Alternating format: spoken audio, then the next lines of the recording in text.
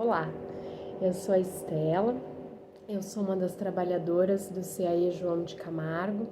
Que a paz de Jesus nos envolva agora e sempre. E hoje o motivo da nossa reflexão vai ser referente a fazer o bem sem ostentação, amor de mãe. Para isso, eu me baseei no Evangelho segundo o Espiritismo, no capítulo 13, os itens 1, 2 e 3 e também o item 9. Nessa passagem, fazer o bem sem ostentação, Jesus recomenda que a nossa mão esquerda não saiba o que faz a nossa mão direita. Basicamente, de uma forma metafórica, ele quer dizer que todo aquele benefício que a gente faz para alguém, que é aquilo que a gente esqueça na mesma medida em que o bem é feito. Isso é fazer o bem sem ostentação, Então, garantir que ninguém mais vá ficar sabendo e nem que a gente fique divulgando. Por quê?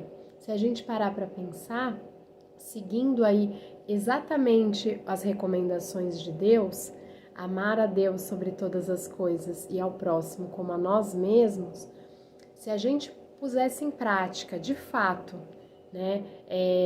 além disso, fazer também para o outro aquilo que a gente gostaria que fosse feito para nós, naturalmente a gente não ia querer ficar divulgando o bem que a gente faz. Até porque isso nada mais é do que o necessário para a gente poder realmente seguir aí os passos de Jesus e um dia nos tornarmos a sua imagem e semelhança. Infelizmente, não é sempre isso que acontece. E é por isso que, nesse momento, fazer o bem sem ostentação também nos leva a refletir sobre as pessoas, independente do sexo, mas pela figura de cuidado que se dá a alguém. Muitas vezes, esse amor incondicional, ele sempre fica muito voltado para as mães, Mas a gente sabe que tem pessoas que, às vezes, não têm ligação biológica com a pessoa e tem um carinho e tem um afeto e faz tantas coisas boas, como até mais do que se fosse uma pessoa de um laço sanguíneo, Então, se a gente pensa, no enquanto o amor da mãe é algo que é falado de uma maneira incondicional, se a gente colocasse em prática, isso nas nossas ações com qualquer pessoa do nosso convívio, a gente já está seguindo os preceitos de Deus ao fazer o bem sem ostentação. Porque ao fazer o bem sem ostentação, a gente também é convidado e convocado, de uma certa forma, a praticar dois tipos de caridade. A caridade material, que é a mais fácil da gente praticar. Então, se eu vejo uma pessoa que está passando uma necessidade, ela está com frio, eu vou lá e ofereço um agasalho, eu vou lá e ofereço um cobertor. A pessoa pede comida, eu vou lá numa padaria e compro a comida para ela. Essa é a caridade material, que ela é mais fácil de ser praticada porque só precisa da nossa condição financeira, Ou da nossa doação de fazer lá umas limpezas nas nossas roupas e tudo mais. Essa nem todo mundo pode praticar, Porque de repente uma pessoa que está lá na rua, que está passando necessidade, está pedindo ajuda, talvez ela não vá poder, ajudar alguém, porque ela também está passando necessidade. Mas existe a caridade moral. A caridade moral, qualquer um de nós pode praticar, independe de classe social, independe de condição financeira, que é a gente poder praticar a indulgência, que é ser uma pessoa boa, ser uma pessoa gentil. Então, uma das formas também de praticar a caridade moral, por exemplo, é a gente relevar as faltas que nos são cometidas, E muitas vezes, quando a gente conhece uma pessoa e de repente é ofendido por alguém, Uma pessoa que a gente conhece, uma pessoa que às vezes a gente nem conhece, Tá lá no trânsito, aí uma pessoa às vezes xinga a gente, E a gente nem entende às vezes o que está acontecendo. E muitas vezes a gente fica um pouco contaminado com aquilo, Às vezes carrega aquela energia, já fica mais nervoso. E uma forma de praticar a caridade moral é justamente procurar relevar e falar, nossa, né, ai, que essa pessoa, o que será que está acontecendo com ela, né, que tudo se resolva, por exemplo. Se a gente não pode emitir uma vibração boa para a pessoa, mas só da gente não julgar, de não entrar naquela mesma vibração, naquela sintonia e não desejar o mal para ela, já é uma forma de começar a praticar a caridade moral. Por que todo mundo pode praticar a caridade moral? Porque vibrar, pensar o bem, desejar o bem para qualquer pessoa, isso tá disponível para todos nós, né?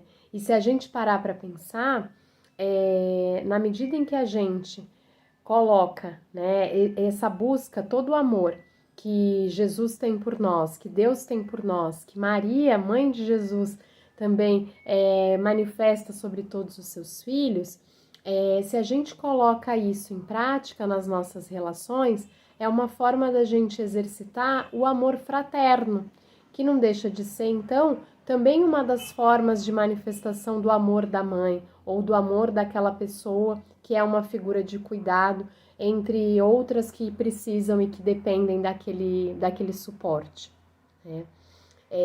Isso nem sempre é fácil, porque muitas vezes, né, a gente quer uma certa retribuição, né? Não estou dizendo que às vezes a pessoa quer ficar lá sendo bajulada, mas às vezes a gente reage ainda com estranhamento a uma ingratidão, ainda mais se é uma ingratidão de uma pessoa que a gente conhece, né? Diferente, às vezes a gente vai lá dar uma comida para uma pessoa que está na rua. Se a pessoa não agradece, mas se a gente viu lá que ela tinha a plaquinha que ela pedia comida, a gente fez a nossa parte. Agora, nem sempre a gente reage dessa forma tão natural quando a gente tem a expectativa, né, de uma certa retribuição. E isso nunca é muito positivo, né? Por quê? Porque no Evangelho fala que na medida em que a gente espera o agradecimento da nossa ação nesse mesmo momento, nessa mesma encarnação, é como se a gente desse mais importância para o olhar dos homens, né, das pessoas, e esquecesse um pouco desse olhar futuro, de que muitas vezes eu posso não ser agradecida nesse momento pela ação que eu pratiquei, mas o que importa é o olhar disso de Deus, né? E muitas vezes, por que é tão importante a gente seguir uma frase, né, que muitas vezes a gente aprende desde criança, de fazer o bem sem olhar quem? A gente não sabe quais são as pessoas que chegam até nós nessa encarnação, né? Muitas a gente tem uma afeição, a gente tem uma ligação, porque se tornou é um parente, porque se tornou um amigo, porque são pessoas do nosso convívio, mas muitas vezes, até mesmo nessas relações, a gente vai se deparar com pessoas que a gente não tem assim muita afinidade, mas a gente não sabe o que essa pessoa foi numa outra encarnação pra gente, né? Então imagina só, se a gente sabe, se a gente tem certeza, né, de que o nosso espírito é eterno e que hoje estou Estela nessa encarnação, mas que já fui outras pessoas e serei outras tantas ainda, né? Imagina se depois eu me deparo com uma pessoa que eu deixei de ajudar e eu descubro que aquela pessoa, em numa outra encarnação minha, era um motivo de um grande afeto para mim. Mas algo que eu vou ter que reparar, né? Então, se a gente vai em busca de tentar eliminando as nossas pendências, a gente procurar fazer o bem para as pessoas, sem esperar recompensa. E sem esperar que ninguém ache que isso está sendo o ideal. Não, é fazer o bem pelo bem, porque isso é o que Deus espera de nós, né? E trazendo isso para a gente poder refletir, muitas vezes fazer o bem pelo bem é algo muito natural de muitas pessoas e que isso vai sendo mostrado aí, né, para as próximas gerações e fazer o bem se tornar algo natural. Tem uma certa história que foi psicografada de uma menina que já tinha, né, toda essa evangelização no lar, faziam um evangelho no lar com a menina, os pais, e iam em busca, né, de tentar vivenciar o evangelho no dia a dia. E aí, numa das vezes, então, a mãe levou a menina até uma região mais periférica da cidade para poder fazer algumas doações. E na medida em que a menina ia encontrando algumas pessoas, e a menina era muito amorosa, ela era muito gentil, ela reconhecia algumas coisas que foram doadas por ela ou por alguém da família, e aí ela falava: Nossa, oi João, nossa, como ficou boa a blusa que eu te dei. Nossa, dona Fátima, que coisa, o vestido que minha mãe deu para a senhora ficou ótimo, né? E aí ela via que as pessoas ficavam assim meio constrangidas, mas ela não entendia muito bem. A mãe foi ficando assim muito envergonhada com aquilo, mas não sabia muito bem como falar, né? Achava que seria mais importante esperar um momento de estar todo mundo em casa, né? De um momento mais calmo e de poder explicar para a filha que aquilo não estava, né? Não era muito legal de ser feito. E acabou que a menina ainda repetiu aquilo mais algumas vezes e a mãe muito incomodada chegou em casa e o marido estava esperando já, né, por ambas para fazer o evangelho no lar. E aí, como nada acontece por acaso, providencialmente, quando abriram o evangelho para fazer a leitura, apareceu justamente essa passagem: fazer o bem sem ostentação, capítulo 13 do evangelho. E aí, na hora, eles fizeram a leitura, e aí a mãe perguntou, né, para a menina, ela chama Elisa: Elisa, você entendeu, né, o que essa passagem quis dizer? Ela falou assim: eu não entendi muito bem, porque que a mão esquerda não saiba o que faz a direita, mas as mãos estão tão perto uma da outra, como que vai fazer uma coisa e a outra não vai ficar sabendo? Aí o pai explicou, né, que justamente era uma forma metafórica de se falar de que todo bem que a gente pratica, que a gente não tem que ficar divulgando. E aí, na medida em que eles foram explicando, né, aquela passagem, a Elisa foi se dando conta e ela mesma falou: Nossa, então acho que hoje eu não agi de um jeito adequado. Ela não falou bem com essas palavras, né? Ela era criança, mas ela quis dizer que agora ela entendia por que conforme ela ia falando de todas as doações que ela ou alguém da família tinha dado, do porquê que as pessoas ficavam constrangidas e envergonhadas. E aí ela falou: Nossa, então acho que é melhor eu pedir desculpa, né, para eles.